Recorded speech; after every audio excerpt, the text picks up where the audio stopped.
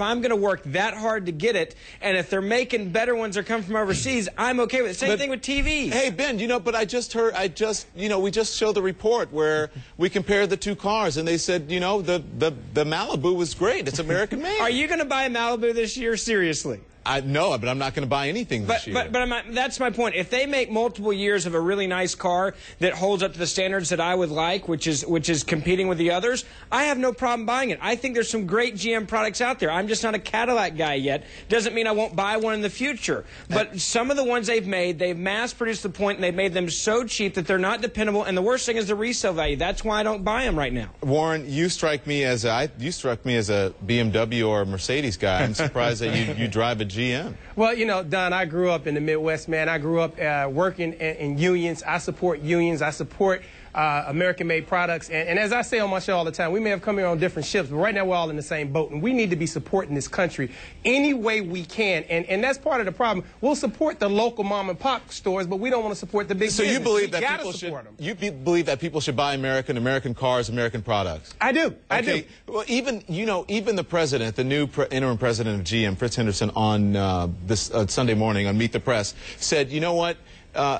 David Gregory asked him, should people buy American cars? And he said, no, they should buy cars, whichever one they think is good. So he doesn't even believe it. Well, that's the reason why I think they've had such a problem right now in the marketplace and why the American automakers are hurting so bad is because the reality is they got cheap. They got cheap for a long time, and they focused too much. I think that's the misconception out there right there. That's the misconception right there. If you buy a car and you change the oil, you take care of the car, that car will last. Hang on. One at a time. Ben, go, and then I'll give Warren. On cars. They did not go cheap on SUVs. The SUVs, if I was going to go buy one, hands down, I would have bought an American-made SUV because that's where they put their focus for the last decade. And what suffered was their local cars, and that's why they're hurting right now. We got to go, Warren, last word real quick. One of the misconceptions out here, if you buy a car and you change the oil, you change the tires, you get a tune-up, that car will last if you take care of the car. You got these baby boomers and these high society people like Ben who want to drive these special cars. All right, that's it, guys. We're gonna talk a little bit more. Stick around because I got to ask these guys about a story out of Texas where a white lawmaker suggested Asian names are difficult to pronounce and read, and maybe they should be changed. And have you seen this one? You got to see it if you haven't. It's Angelina's ex, Billy Bob Thornton. He did a radio station broadcast recently, and, well, there was kind of a meltdown there. Our Carlos Mencias takes that on.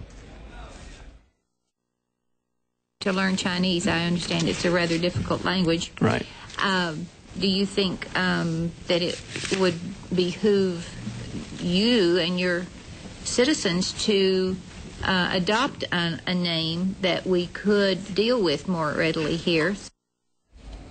Okay, so she has since said, that people are blowing this out of proportion. She was just trying to help. I want to bring in Ben Ferguson. He hosts a syndicated show, Ben Ferguson Show on, I Hear You Groaning, Radio America. Warren Ballentine's back, too, from the Warren Ballentine Show. Okay, why are you groaning? Well, I mean, it's proof that anyone in America can become an elected official somewhere if they try hard enough.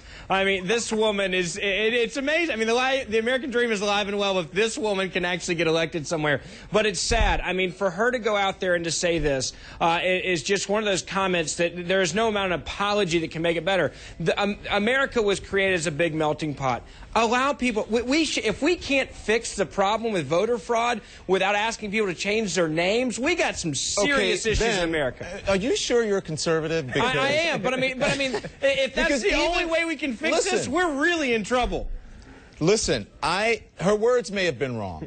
I mean, maybe she didn't say it the way that it should have been said. But can't you understand, everyone deserves a right to vote. Maybe she was trying to get people, make sure that people got the chance to vote. And a lot of names are hard, but, I'm just saying. Go ahead, Warren. Don. Oh, Don. Go ahead. All I can say is this. President Obama is actually even making inroads with conservatives because, Ben, you're telling the truth, brother. Hallelujah. I got to agree with him 1,000% there. All right. The rapture's about to happen, people. I mean, I got a note from someone saying the person probably really doesn't know how bad it is. It says, at first you think it's humorous, 2009. They probably didn't know how bad it is.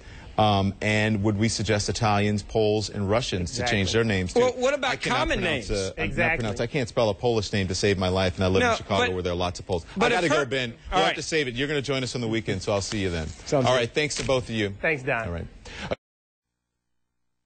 Okay, guys, you know what? They've been separated. Last week, Martha wasn't here with us, and now she's back. Martha Zoller, Warren Ballentine, two of our radio hosts.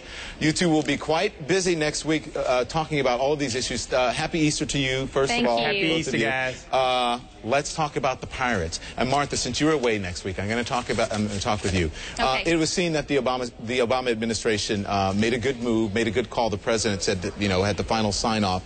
How does this make him look overseas? Any difference, or is it work really just ahead about how we're going to deal with these situations? Well, I mean, I can't say anything negative about what happened. I think it was a positive thing that he let the military do their thing, and he doesn't seem to be an LBJ kind of micromanager kind of guy. I think he gets an A+ for this particular situation. Warren?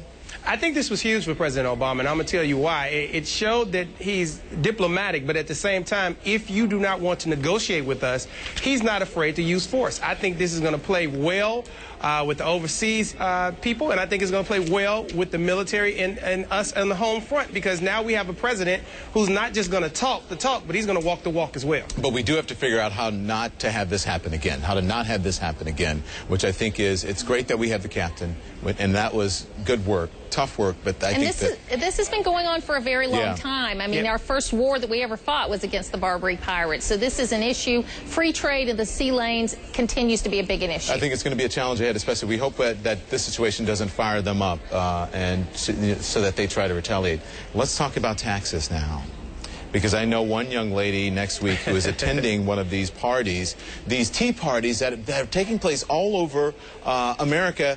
Martha, they're really catching on like fire. What's going on here? Well, I think because, first of all, it's not a right-wing thing. It is something that people are concerned about. And I know that taxes are relatively low in the United States, but the concern is the direction we're going with the level of spending. Before the first TARP package, the Bush administration last budget warned of 70% tax rates because of the level of entitlements. And I think what the people are saying around the country is, look, we have got to go in a different direction, and we've got to start with taxation, but also with spending and the size of government. But when you look at the stats, though, don't you, it says that the truth is that the U.S. is a relatively low-tax country. It is. No matter how you slice the data. So then what's the protest It is, but if you about? look at the Bush budget before the TARP spending, before all of that, they estimated that the rates of taxation could go up as high as 70% to maintain what we're doing. And so it's the level of fast and furious spending with the ending of the Bush tax cuts that have gotten people concerned. Hey, Warren, real quickly, because I want to move on to another subject. You think that this will have an impact, or it's much ado?